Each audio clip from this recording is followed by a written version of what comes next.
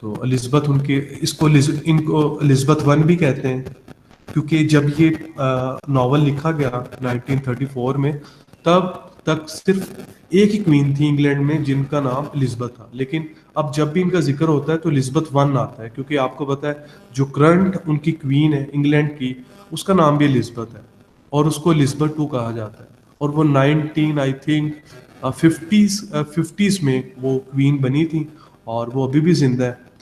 2021 आ गया and she is 90 plus.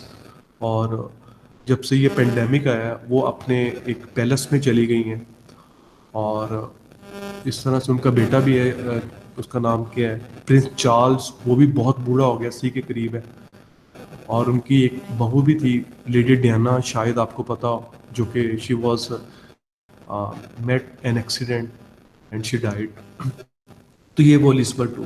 तो लेकिन ये एलिज़ाबेथ वन की बात हो रही है। और आपको एक और बात बताता चलूँ, ये एलिज़ाबेथ बहुत फेमस क्वीन थी अपने दौर की।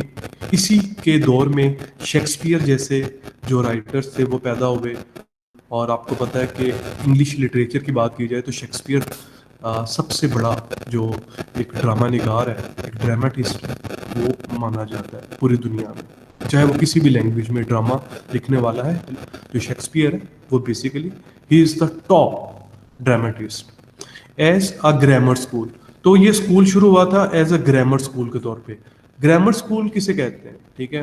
ग्रामर स्कूल ऐसा स्कूल है जहाँ पर लैंग्वेजेस पढ़ाई जाती हैं। ग्रामर उनकी जो बेस है, स्ट्रक्चर है, जो रूल्स हैं ग्रामर के, वो पढ़ाए जाते हैं। और जहाँ पर फिलॉसफी पढ़ाई जाती थी, जहाँ पर म्यूज़िक पढ़ाया जाता था, आर्ट, पेंटिंग, इस तरह के जो सब्जेक्ट्स थे वो बेसिकली ग्रामर स्कूल्स में है। साइंस सब्जेक्ट्स तो बहुत बाद में आए, तो फिर उनका नाम फिर ग्रामर स्कूल नहीं होता था, फिर वो साइंटिफिक या टेक्नोलॉजिकल टाइप के वर्ड साथ लगते हैं। It might with better luck have become as famous as Harrow. और ये खुशकिस्मती से इतना मशहूर हो गया जितना कि हैरो।